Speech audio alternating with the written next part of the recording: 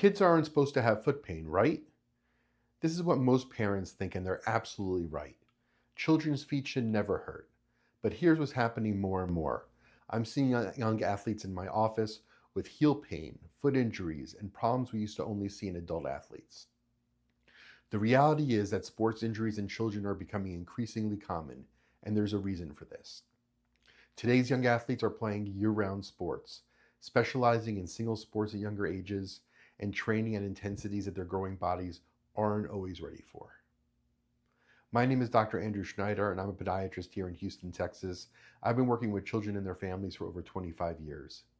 In my practice, I see children of all ages, from weekend warriors to elite young athletes. And one thing I've learned is that children's growing bones and developing bodies respond very differently to sports stresses than adult bodies do. What many parents and coaches don't realize is children are not just small adults. Their bones are still growing, their muscles and tendons are developing, and their bodies handle repetitive stress in unique ways. This means they're susceptible to specific types of injuries that we rarely see in adults. The good news is that most sports-related foot and heel pain in children is very treatable when caught early. The key is recognizing the warning signs, understanding what's normal versus what needs attention, and knowing how to prevent these problems from becoming serious injuries. In today's module, I'm going to explain the most common causes of heel pain in young athletes, why growing bones are more vulnerable to injury, and what warning signs you should never ignore, and most importantly, how to prepare for these problems so your child can enjoy sports without pain. Before we get started, please like this video, share it on social media, hit subscribe so you won't miss another video. I wrote a book all about children's foot health. You can get it for free at www.kidsfootbook.com. The link is in the description below.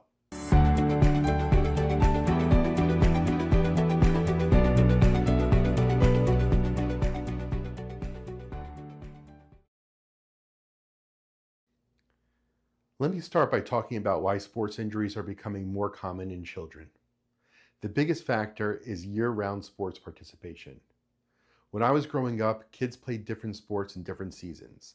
They played baseball in the summer, football in the fall, basketball in the winter. This gave their bodies time to recover and use different muscle groups. Today, many children play the same sport 12 months a year.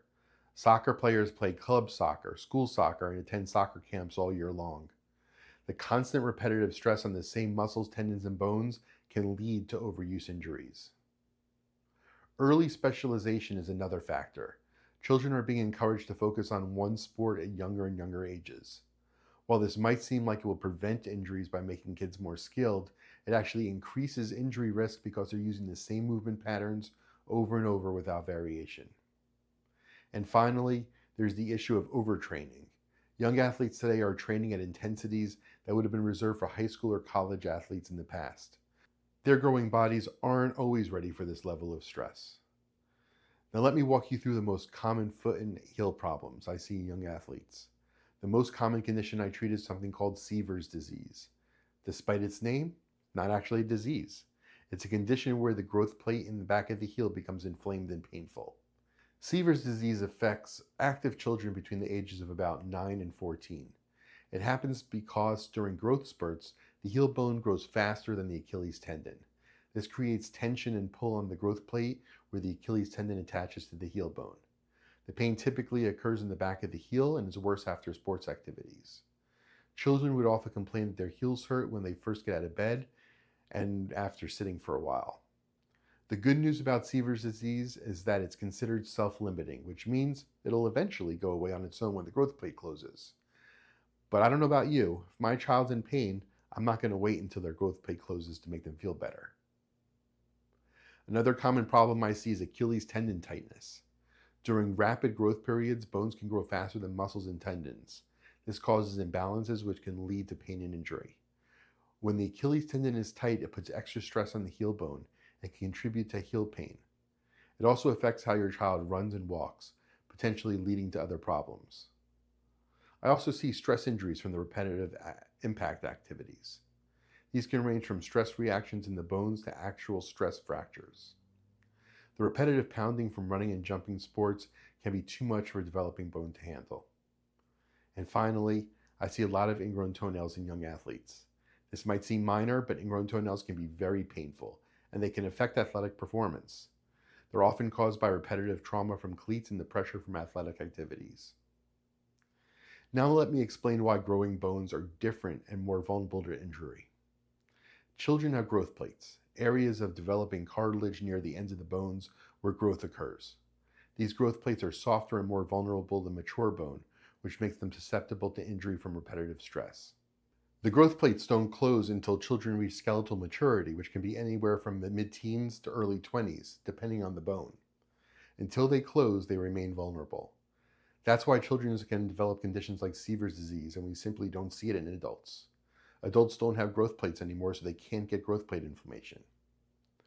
Growth spurts also increase injury risk. During periods of rapid growth, bones and muscles and tendons don't always grow at the same rate. This can create imbalances in areas of increased stress. Plus, during growth spurts, children's coordination can be temporarily affected as they adjust to their changing bodies. They can increase the risk of acute injuries as well as overuse problems. So what are the warning signs that parents should never ignore? The biggest red flag is limping after activity. If your child is limping after sports, that's not normal and needs to be evaluated. Children should be able to participate in sports without limping afterwards. Pain that persists after rest is another major warning sign. It's normal for children to be tired after intense activity, but pain that continues hours after they stop playing is concerning. Pain that affects performance is also a red flag. If your child is avoiding certain movements, not running as fast as usual, or asking to come out of games because of pain, that needs attention. And any swelling or tenderness around the ankle, heel, or foot should be evaluated, especially if it persists more than a day or two. Let me talk about our treatment approaches for these conditions. For most sports-related heel pain in children, we start with activity modification. This doesn't necessarily mean stopping sports completely. It might mean reducing intensity, avoiding certain activities that aggravate the pain, or taking some time off to let the inflammation settle down. Stretching and strengthening exercises are crucial. We focus especially on stretching the Achilles tendon and calf muscle, which can help to reduce the pull on the heel bone. We also work on strengthening exercises to improve overall foot and leg function. Supportive shoes and orthotics can make a huge difference. Many young athletes are wearing shoes that don't provide adequate support for their activities. Sometimes, simply switching to better shoes can resolve the problem. For children with heel pain, we also recommend heel cups or shock-absorbing heel insoles. These help cushion the heel and reduce the impact forces that contribute to pain. Ice and anti-inflammatory measures can help control pain and inflammation during the acute phase of injury. In some cases, we might recommend a walking boot or other immobilization to give the injured area time to heal. Now, when do we need more advanced treatment? For chronic heel pain that doesn't respond to conservative treatment, we might need to do imaging studies to rule out stress fractures or other structural problems. Persistent tendon issue might require physical therapy or other specialized treatments. If we suspect a stress fracture, we'll typically add x-rays or other imaging to confirm the diagnosis. Stress fractures in children need to be taken seriously and properly treated to prevent them from becoming complete fractures. The good news is that most sports-related foot and heel pain in children respond very well to conservative treatment when caught early. Let me talk about prevention strategies, because preventing the problem is always better than treating them. Cross-training is one of the most important things young athletes can do. Playing different sports or doing different activities help prevent overuse injuries by varying the stresses in the body. Even within a single sport, varying training activities can help. Instead of just running, soccer players can do agility drills, strength training, and ball skills work. Proper warm-up and recovery are crucial. Children need to warm up before intense activity and cool down afterward. They also need adequate rest between training sessions. Monitoring training load is important for coaches and parents. Young athletes should be training at maximum intensity all the time. They need periods of lighter training to allow their bodies to recover and adapt. Proper equipment, especially shoes, is essential.